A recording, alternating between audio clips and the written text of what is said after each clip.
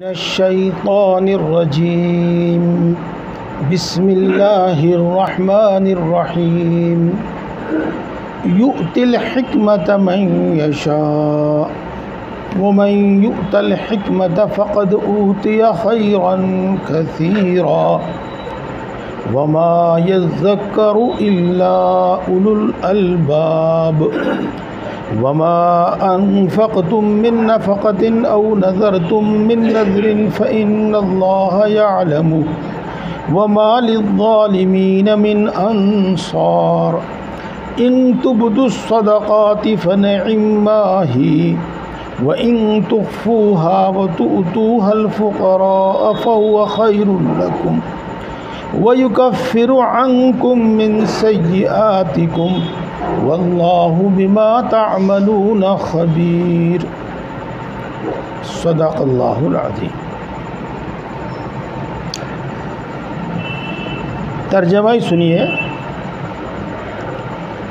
اللہ تبارک و تعالی جس کو چاہتا ہے دین کی صحیح سمجھ عطا فرماتا ہے،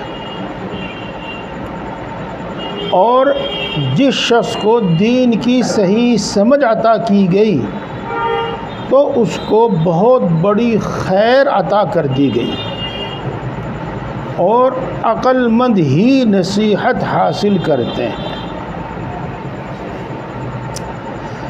دوستو، میں اگر یہی ترجمہ کر کے چھوڑ دوں بات تو بہت سارے حضرات کے دل میں غلط فہمی پیدا ہوگی۔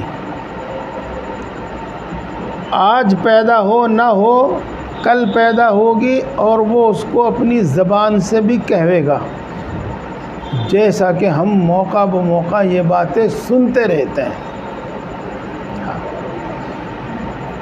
پہلا ٹکڑا ہے آیت شریفہ کا کہ اللہ تبارک و تعالی جس کو چاہتا ہے دین کی صحیح سمجھ عطا فرماتا ہے۔ ہم اس کو غلط سمجھتے ہیں اور یوں کہتے ہیں بھائی جب سب کچھ اللہ کی مرضی میں ٹھہرا تو وہ ہمارا کیا قصور۔ ہم یہ کہہ بیٹھتے ہیں۔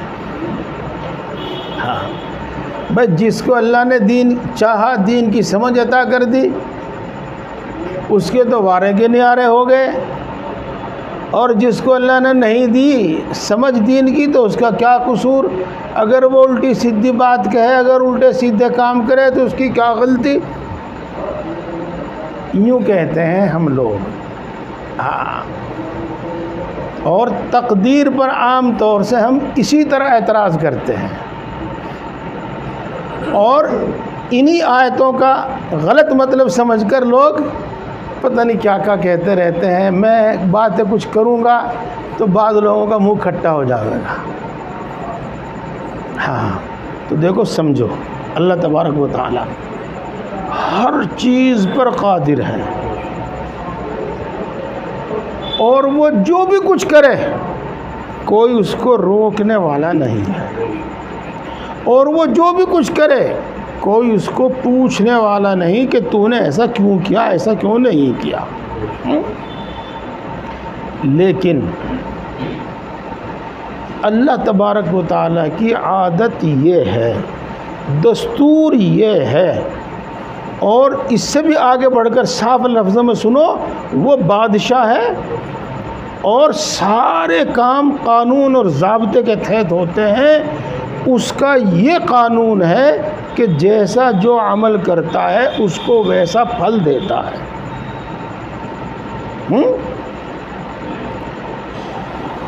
مثال کے طور پر یہی سمجھداری اور دانائی کی بات ہے۔ یہاں تو یہ کہا گیا جس کو اللہ تعالیٰ چاہتا ہے عطا فرما دیتا ہے، لیکن حدیث پاک سے معلوم یہ ہوتا ہے کہ رأس الحکمت مخافت اللہ، جو شخص اللہ سے ڈرتا ہے تو اللہ تبارک و تعالیٰ اس کو دین کی صحیح سمجھ عطا فرماتا ہے،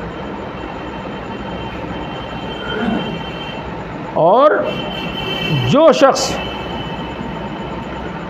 فضول باتیں سوچنے اور گناہوں کی باتیں سوچنے سے اپنے دماغ کو بچاتا ہے، اور جس کو کہتے ہیں اچھی باتیں ہی سوچتا ہے، تو اللہ تبارک و تعالیٰ اس کو دین کی سمجھ عطا فرماتے ہیں۔ یہ میں نے آپ کے سامنے کچھ زیادہ آسان کر کے بتائی بات، ورنہ یوں کہتے ہیں کہ جو بیہودہ خیالات اور فضول خیالات سے اپنے آپ کو بچاتا ہے تو اللہ تبارک و تعالیٰ اس کو دین کی صحیح سمجھ عطا فرماتا ہے۔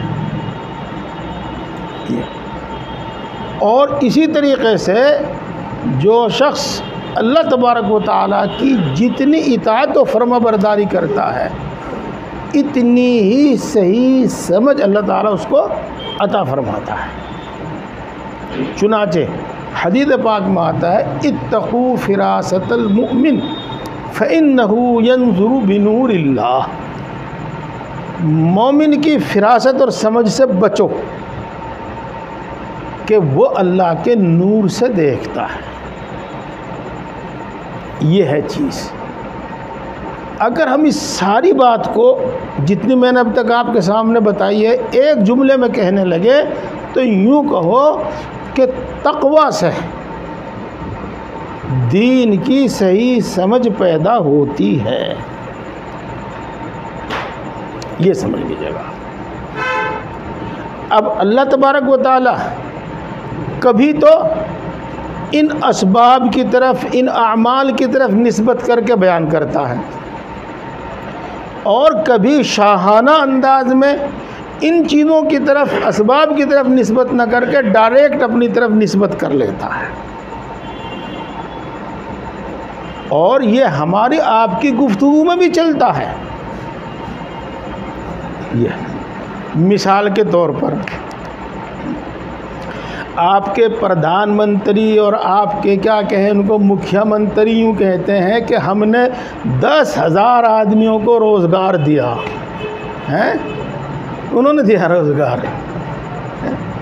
اس سے پوچھو بیچارے نے جس نے 12ویں اور 18ویں کری اور آدھی عمر کھپا دی پڑھتے پڑھتے، اس سے پوچھو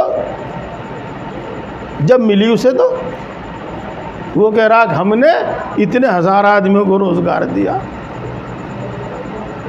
ہم نے اتنے آدمیوں کو فوج میں بھرتی کیا، اس نے کرا بھرتی۔ جب اس کی چھاتی پوری آئی، جب اس کی باڈی کیا کہیں قد اس کا پورا آیا، جب وہ ساری وہ کہتے ہیں عملی فزیکیشن کیا کہیں اس کو، اس میں وہ پورا اترا، جب جا کے لیا اس کو، یہ ہے۔ تو دیکھو یہ ہماری گفتگو میں بھی چلتا ہے اور اللہ کے کلام میں بھی چلتا ہے۔ تو جب چاہتا ہے وہ ڈائریکٹ اپنی طرف نسبت کر لیتا ہے، اور جب چاہتا ہے وہ بیان کرتا ہے کہ اس سبب سے ہم نے یہ کیا۔ تو بے شک اللہ تبارک و تعالی جس کو چاہتا ہے حکمت عطا فرماتا ہے، لیکن اس کا دستور یہ ہے جو میں نے آپ کو بتایا کہ جس کے اندر اللہ کا جس قدر خوف ہوگا اسی قدر دین کی صحیح سمجھ اس کو آئے گی، جس قدر عمل میں وہ احتیاط برتتا ہوگا جس کو ہم تقویٰ کہتے ہیں، اسی قدر اس میں دین کی صحیح سمجھ آئے گی۔ یہ بات ہو گئی۔ اب میں آپ کو بتاؤں دین کی صحیح سمجھ ہے کیا۔ ایک دو مثال دوں گا میں آپ کو۔ ہم تو یہ سمجھتے ہیں کہ جو شخص جس طرح بھی ہو سکے اپنا کام کاڑ لے، آپ کی بولی میں ہی کہہ رہا ہوں میں، اپنا کام کر لے، اپنا کام نکال لے جس طرح سے بھی ہو سکے، جھوٹ سے تو، دھوکے سے تو، رشوت سے تو، لڑ کے تو، جس طرح بھی ہو اپنا کام نکال لے۔ ہم اس کو کہتے ہیں عقل مند اور سمجھدار آدمی، ہوشیار آدمی۔ لیکن یہ ہوشیاری سمجھداری نہیں۔ جس شخص نے دھوکہ دے کے کام نکالا اس نے کون سی سمجھداری کی؟ اس نے تو اپنی راہ میں کانٹے بول لیے۔ جس نے جھوٹ بول کر کام نکالا، یہ کہاں کی سمجھداری؟ اس نے تو اپنی راہ میں کانٹے بو لیے، اپنا مستقبل خراب کر لیا، اپنی اگت خراب کر لی۔ بلکہ دینی سمجھداری یہ ہے کہ نہ جھوٹ بولیں، نہ دھوکہ دیں، اور کام نکال لیں۔ اب آپ یہ کہیں گے کہ جی بغیر جھوٹ کے، بغیر دھوکے تو کام چلتا نہیں۔ اچھا جی، مان لیں گے ہم، لیکن میں یوں پوچھوں کہ جھوٹ سے دھوکے سے سارے کام بن جاویں ہیں کیا؟ نہیں بنتے نا۔ تو کیا سمجھ میں آئی بات؟ بھائی جو کام بنے نہیں بنتا نہ بنتا، کبھی سچ سے بن جا، کبھی جھوٹ سے بن جا، ہاں، کبھی سچ سے نہیں بنتا اور کبھی جھوٹ سے بھی نہیں بنتا۔ یہ تو دین کی سمجھداری یہ ہے کہ آدمی اپنا کام کرے اور جھوٹ نہ بول لے، اور آدمی اپنا کام کرے اور دھوکہ نہ دے، اور یہ نہیں تو دوسرا کام کر لے، تیسرا کام کر لے، اس سے نہ ہو دوسرے سے ہو جاوے، تیسرے سے ہو جاوے۔ اس بات کو یاد رکھو، یہ ہے دین کی سمجھداری۔ امید ہے کہ اسی ایک مثال سے بات سمجھ میں آئی ہوگی آپ کی۔ ہاں، ایک میں آپ کو چھوٹا سا قصہ سنا دوں جس سے بات اور اچھی طرح سمجھ میں آ جائے گی۔ پہلے ان مدارس میں عوام کے پاس بھی پیسہ نہیں تھا، مدارس میں بھی پیسہ نہیں تھا۔ عام طور سے ایسا ہوتا تھا، جہاں مدرسہ ہوتا تھا اس کے آس پاس کے لوگ، کوئی ایک بچے کو کھانا کھلاتا تھا، کوئی 2 بچوں کو کھانا کھلاتا تھا، اور بچے گھروں میں جا کے کھانا کھا کے آتے تھے یا گھروں سے جا کے کھانا لے کے آتے تھے۔ اس طریقے سے مدرسے کا بھی بہت سارا بوجھ کم ہو جاتا تھا، اور کچھ زور بھی نہیں پڑے تھا، گھر میں کھانا تو بن ہی رہا ہے، ایک بچے کا اور ایک کا اور صحیح۔ مدرسے میں سینکڑوں بچوں کا بوجھ کم ہو جاتا تھا اور کسی پہ کوئی خاص اثر پڑے نہیں تھا۔ تو ایک طالب علم تھے جو سہارنپور مظاہر العلوم میں پڑھ رہے تھے، اور ایک گھر میں کھانا کھاتے تھے۔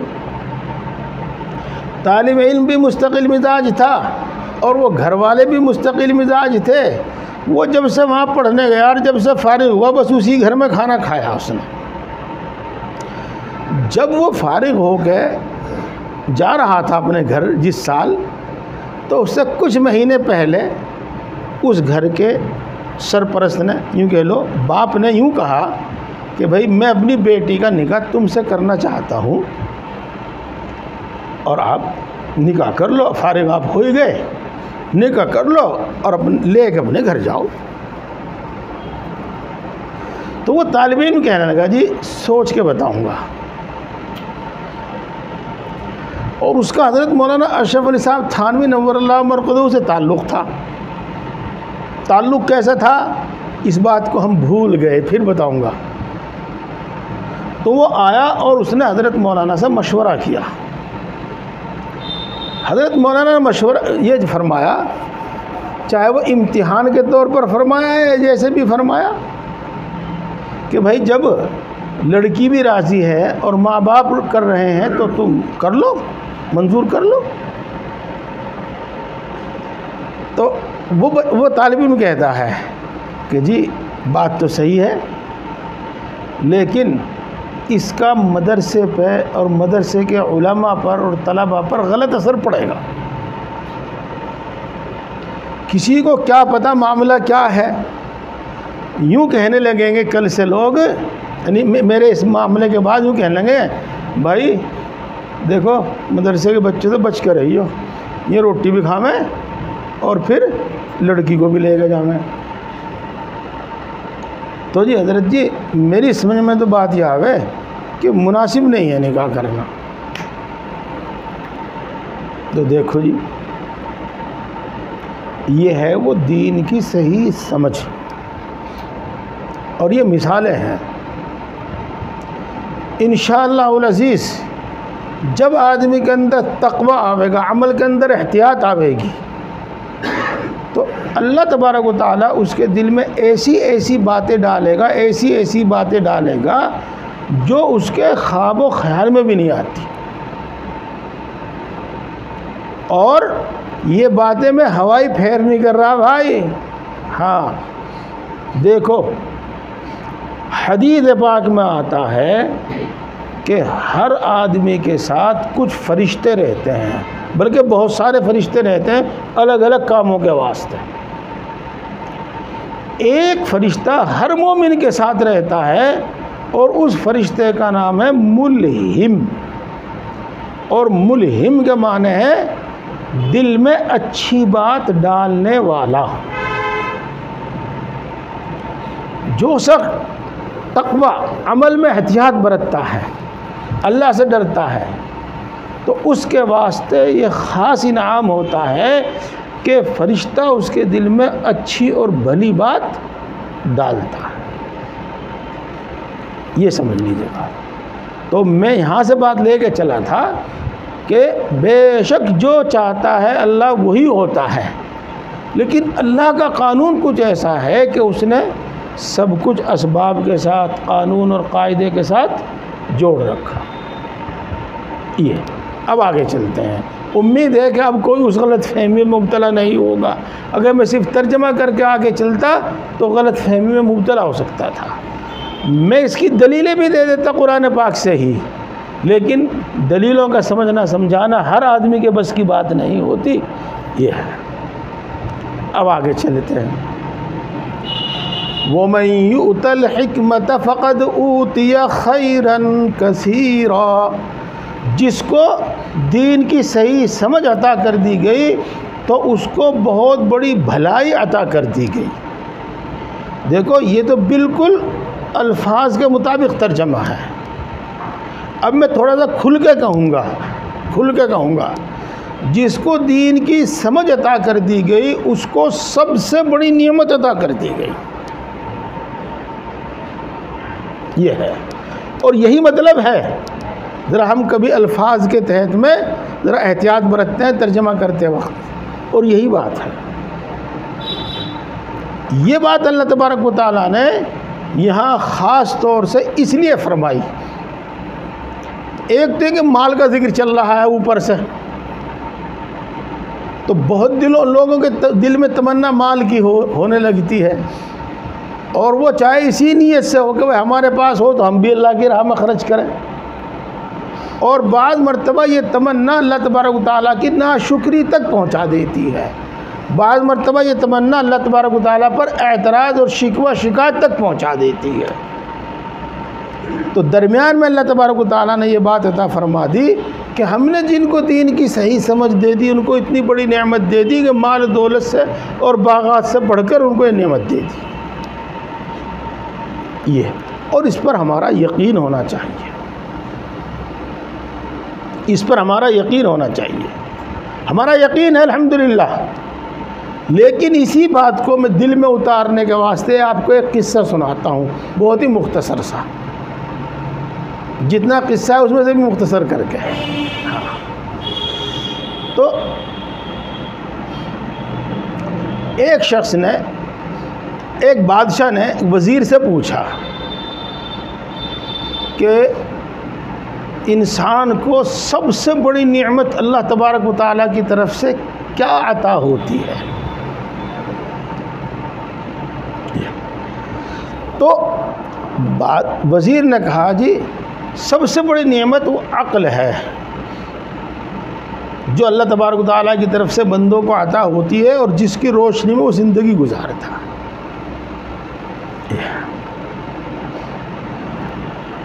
اس سے پھر پوچھا کہ اگر کسی کو عقل نہ ملے تو اس کے بعد پھر کون سی نعمت ہے؟ تو اس نے کہا کہ جی مال، تاکہ وہ مال اس کے عیب بھی ڈھک دے اور اس کا گزارا بھی چلتا رہے. پھر اس نے پوچھا کہ اگر اس کے پاس مال بھی نہ ہو تو کیا ہو؟ تو کہا کہ بس پھر وہ زمین پر بوجھ ہے. میں نے آپ کو یہ بات بہت مختصر کر کے اس واسطے سنائی کہ عقل مندوں کا، جن کو آپ لوگ سائنسداں کہتے ہیں آج کل، اصل میں ان کے واسطے حکیم لفظ استعمال ہوتا ہے، حکما عقل مند لوگ. ان کا بھی فیصلہ یہ ہے کہ سب سے بڑی چیز انسان کے پاس عقل اور سمجھ اور دانائی ہے۔ پھر یہ عقل اور سمجھ اگر دنیا کے معاملات میں ہوتی ہے تو وہ بہت سارے گناہ میں مبتلا ہو جاتا ہے اور صرف دنیا جمع کرنے کے چکر میں رہ جاتا ہے۔ اور اگر یہ عقل اس کے واسطے دین کی صحیح سمجھ لے کر آوے تو اس سے دنیا اور دنیا کی زندگی بڑی راحت سے گزرتی ہے، اور اس کے ساتھ ساتھ آخرت تو اس کی سنورتی ہے ہی۔ جب بات مال کی اور عقل اور سمجھ کی آ گئی نا، تو میں آج آپ سے کہوں، اور آج سے آپ غور کرنا شروع کر دیجیے گا۔ آپ اپنے گھر میں اپنی بیوی کو دیکھیے، اپنی بیٹیوں کو دیکھیے، اپنے بچوں کو دیکھیے، اپنی بہو اپنے پوتوں کو دیکھیے، اور پھر مجھے ایک ہفتے کے بعد یہ بتائیے کہ بچوں میں، بہو میں، بیٹوں میں، بیٹیوں میں، بیوی میں عقل سمجھ کی زیادہ ضرورت ہے یا مال کی زیادہ ضرورت ہے؟ پھر فیصلہ کر کے ایک ہفتے تک آپ اپنے گھر کا ماحول دیکھ کے سمجھ کے پھر مجھے بتائیے گا آپ۔ دیکھو دوستو، میرا تو مشاہدہ اور تجربہ یہ ہے کہ اگر گھر میں مال کم ہو لیکن سمجھداری ہو تو آرام سے گزر جاتی ہے زندگی، اور اگر مال و دولت خوب ہو اور سمجھداری نہ ہو تو وہ گھر جہنم بنا رہتا ہے۔ بلکہ اس ٹائم جتنی مالداری زیادہ ہوتی ہے نا، اتنی اور زیادہ عقل خراب ہو جاتی ہے اور زیادہ پریشانی ہو جاتی ہے۔ تو مجھے امید ہے کہ ان سب باتوں سے بات اچھی طرح سمجھ میں آ گئی ہوگی کہ اللہ تبارک و تعالیٰ جس کو دین کی سمجھ دیتا ہے وہ سب سے بڑی نعمت ہے اس کے واسطے۔ اب آپ اگلی بات سمجھو، ایک جو یہاں اللہ تبارک و تعالیٰ کہنا چاہتا ہے، جس کو اللہ تبارک و تعالیٰ نے دین کی سمجھ دے دی اور چاہے اس کو اللہ تبارک و تعالیٰ نے تنگی میں ہی رکھا ہے، تو دیکھو خوشحالی کی دعا تو کرتے رہنا، جو آپ کی ضرورت ہے وہ تو مانگتے رہنا، لیکن کبھی یوں نہ سمجھنا کہ اللہ تبارک و تعالیٰ نے مجھ کو بد قسمت بنایا ہے، مجھ کو بد نصیب بنایا ہے، کبھی یہ مت کہنا، کبھی یہ مت سوچنا، بلکہ اللہ تبارک و تعالیٰ نے آپ کو وہ نعمت دی جو دوسروں کو نہیں دی، وہ مالداروں کو نہیں دی، وہ نعمت آپ کو اللہ تبارک و تعالیٰ نے عطا فرمائی ہے۔ یہ وَمَا يَذَّكَّرُ إِلَّا أُولُو الْأَلْبَابِ، اور عقل مند لوگ ہی نصیحت حاصل کرتے ہیں، نہیں تو سنتے ہیں ایک کان سے دوسرے کان سے نکال دیتے ہیں، نہیں تو سنتے ہیں اعتراض کر بیٹھتے ہیں۔ وقت تو تقریباً ہوئے گا لیکن ایک دو آیت ہو جائے گی۔ یہ بات تو درمیان میں آئی تھی، پھر جو اللہ کی راہ میں خرچ کرنے کی بات چل رہی ہے اسی کا تذکرہ ہے۔ اور جو بھی تم خرچ کرتے ہو یا جو بھی تم نظر مانتے ہو تو اللہ تبارک و تعالیٰ اس کو جانتا ہے، اور اللہ تبارک و تعالیٰ ظالموں کا مددگار نہیں ہے، کوئی ظالموں کا کوئی مددگار نہیں ہے، اللہ تبارک و تعالیٰ ظالموں کا مددگار نہیں ہے، یہ فرمایا۔ کیا مطلب؟ دیکھو تھوڑی سی بات پچھلے ہفتے کے مطلب کے ساتھ جوڑ لینا۔ آخر میں بات یہ کہی تھی میں نے کہ جس شخص کے پاس اچھا ہو اور وہ گھٹیا خرچ کرے یہ تو غلط ہے، اور جس کے پاس گھٹیا ہی ہو اور وہ گھٹیا ہی اللہ کی راہ میں خرچ کر دے تو وہ قبول ہوگا، اس پر ثواب ملے گا، اس پر کوئی پکڑ نہیں ہوگی۔ اللہ تبارک و تعالیٰ یوں ہی فرماتے ہیں کہ جو بھی تم خرچ کرتے ہو، جتنا بھی تم خرچ کرتے ہو اور جیسا بھی تم خرچ کرتے ہو، سب کچھ اللہ کے علم میں ہے۔ تم نے سب کچھ اچھا بھلا پاس ہوتے ہوئے گھٹیا خرچ کیا تو اللہ جانتا ہے، تمہارے پاس تھا نہیں اس لیے تم نے گھٹیا خرچ کیا تو اس کو بھی جانتا ہے اللہ تعالیٰ، تم نے زیادہ خرچ کیا اللہ تعالیٰ اس کو بھی جانتا ہے، تم نے کم خرچ کیا اس کو بھی اللہ تبارک و تعالیٰ جانتا ہے۔ اور جاننے کا مطلب یہ ہے کہ تمہاری نیت اور تمہارے حالات کے مطابق اللہ تبارک و تعالیٰ تمہیں اس کا اجر عطا فرماتا ہے۔ اور دوسرا مطلب یہ کہ پکڑ بھی فرماتا ہے نیت کے مطابق اور حالات کے مطابق، پھر پکڑ بھی فرماتا ہے۔ یہ علم ہوگا، یہ مطلب یہ تو بات ہوگی وما انفقتم من نفقۃ۔ اب آگے درمیان میں ایک مسئلہ اور بیان کر دیا، او نذرتم من نذرین۔ دیکھو ویسے تو آپ جانتے ہیں ماشاءاللہ، ایک تو کہتے ہیں منت ماننا، اس کا مطلب بھی وہی ہے، اور ایک ہے نظر ماننا، اس کا مطلب بھی وہی ہے۔ اس کو میں ویسے سمجھاؤں گا تو بات بھاری ہو جائے گی، میں مثال سے سمجھاتا ہوں۔ اگر میں اس مقدمے میں بری ہو گیا تو میں 10,000 روپے اللہ کی راہ میں خرچ کروں گا، اللہ کی رضا کے لیے خرچ کروں گا۔ دیکھو اس کو منت کہتے ہیں اور اس کو نظر کہتے ہیں۔ آپ اس مقدمے میں جس کے متعلق یہ کہا تھا بری ہو گئے، تو اب یہ 10,000 روپے خرچ کرنا فرض واجب ہے آپ کے ذمہ۔ یہ ہے مسئلہ۔ اگر میں اس مقدمے میں بری ہو گیا تو 3 روزے رکھوں گا، تو دیکھو 3 روزے رکھنا، اب وہ جب بری ہو جاوے اس مقدمے میں تو اب 3 روزے رکھنا اس کے ذمہ واجب ہو گیا۔ اس کو کہتے ہیں نظر۔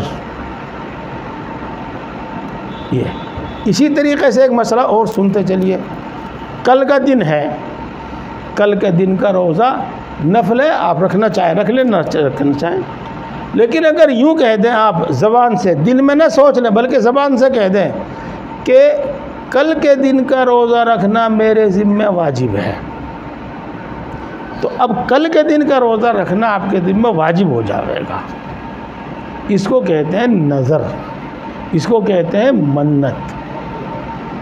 یہ اتنی چھوٹی سی بات تو میں نے آپ کو بتا دی، لیکن پورا مسئلہ معلوم کرنے کے واسطے اور بڑی بڑی کتابیں کیا، بس آپ بیشتی زیور میں ہی منت کا بیان سمجھ لینا اور سن لینا۔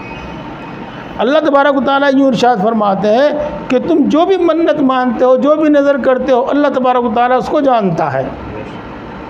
اب تم نے منت مانی، کس نیت سے مانی، کس دل سے مانی، پھر تم نے وہ پوری کی نہیں پوری کی، صحیح سے پوری کی ہے صحیح سے پوری نہیں کی، اللہ سب کو جانتا ہے اور اپنے علم کو مطابق ہی وہ بدلہ دے گا، چاہے سزا دے چاہے جزا دے، یہ فرمایا۔ اور یاد رکھو گناہ گاروں کا کوئی مددگار نہیں ہے۔ ظالم کا ترجمہ کیا میں نے، کوئی مددگار نہیں ہے، اللہ تعالیٰ ان کی کوئی مدد نہیں فرماتا۔ جو لوگ اللہ کی راہ میں خرچ کرنے میں کمی کوتاہی کریں گے، یا جو شخص نظر و منت مان کر پوری نہیں کرنے کا، وہ دنیا میں تو کوئی مطالبہ کرتا نہیں اس کا، ہاں تو اللہ تبارک و تعالیٰ اس کو جانتا ہے اور ایسے ظالموں کا کوئی مددگار نہیں ہے۔ یہ ایک آیت اور ہو جائے گی ابھی انشاءاللہ، یہ بھی بہت آسان بات ہے اور آپ جانتے بھی ہیں۔ ان تبدوا الصدقات فنعما ہی، اگر تم صدقہ اور خیرات ظاہر کر کے دو، دوسروں کو دکھا کر دو، سب کے سامنے دو، تو یہ بھی اچھی بات ہے۔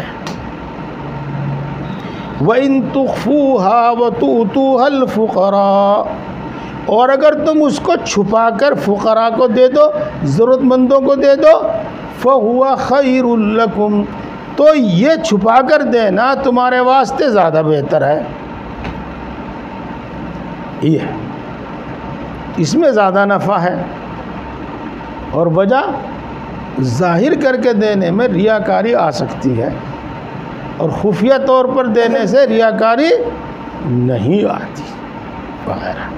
تو دیکھو اب اس آیت شریفہ کا مطلب یہ ہوتا ہے کہ جہاں کہیں ایسی صورتحال ہو کہ بھئی میرے دینے سے دوسرے لوگ بھی دے دیں گے، تو وہاں ظاہر کر کے دو، لیکن اپنی نیت کو ٹھیک رکھو، اپنی نیت کو نہ بگاڑو، نیت کو ٹھیک رکھو۔ جہاں پر یہ معلوم ہو کہ اکثر لوگ یہاں پر زکوٰۃ نہیں دیتے، تو وہاں پر ظاہر کر کے اس طرح سے کہ دوسروں کو بھی پتہ چل جاوے، زکوٰۃ ادا کریں۔ مول صاحب میرے پاس 50,000 روپے ہیں جی، کتنی زکوٰۃ بنی جی ان کی؟ بتا دیں گے جی اتنی زکوٰۃ بن دیجیے آپ کی زمین. اچھا جی لو، کوئی مدرسے کے آدمی آتے رہتے ہیں، آپ دے دیو. اس سے اس کی نیت صرف یہ ہے کہ دوسرے لوگوں کو بھی دھیان ہو جاوے، دوسرے لوگوں کو بھی خیال ہو جاوے کہ بھائی زکوٰۃ ادا کرنی چاہیے، اور وہ بھی مولوی صاحب سے مسئلہ پوچھ کر زکوٰۃ دینے لگے. تو اس طرح ظاہر کرنا اچھا ہے. یہ ہے وَيُكَفِّرُ عَنْكُم مِّن سَيِّئَاتِكُمْ. اللہ تبارک و تعالیٰ اس پر جو اجر و انعام دے گا وہ تو دے ہی گا، لیکن ایک اجر و انعام یہ بھی ہے کہ تمہارے کچھ گناہ معاف کر دے گا. من سیئاتکم کا ترجمہ کیا میں نے؟ بالکل صحیح، کچھ گناہ معاف کر دے گا. اب آپ کچھ سے شاید آپ سوچ رہے ہوں کہ کچھ کا کیا مطلب ہے یہاں پر. ہاں دیکھو دوستو، گناہ کی 3 قسم ہیں. ایک ہے گناہ کبیرہ، اور جس کا تعلق اللہ سے ہے. ایک ہے بندے کا حق، جس کا تعلق بندے سے ہے. اور ایک ہے جس کو کہتے ہیں صغیرہ گناہ. تو نیک اعمال سے صغیرہ گناہ معاف ہو جاتے ہیں، اور کبیرہ گناہ جو ہے جس کا تعلق اللہ تعالیٰ ہی سے ہے وہ بھی توبہ سے معاف ہوتا ہے اور ادا کرنے سے معاف ہوتا ہے. اور وہ جس کا تعلق کسی بندے سے ہے وہ بھی توبہ سے اور ادا کرنے سے یا معاف کرانے سے گناہ معاف ہوتا ہے. یہ تو کچھ گناہ یعنی صغیرہ گناہ معاف کر دیتا ہے. واللہ بما تعملون خبیر. اور اللہ تبارک و تعالیٰ ان تمام کاموں کی خبر رکھتا ہے جو تم کرتے ہو. اللہ تعالیٰ ہم سب کو عمل کی توفیق. الحمدللہ رب العالمین. الشیطان الرجیم.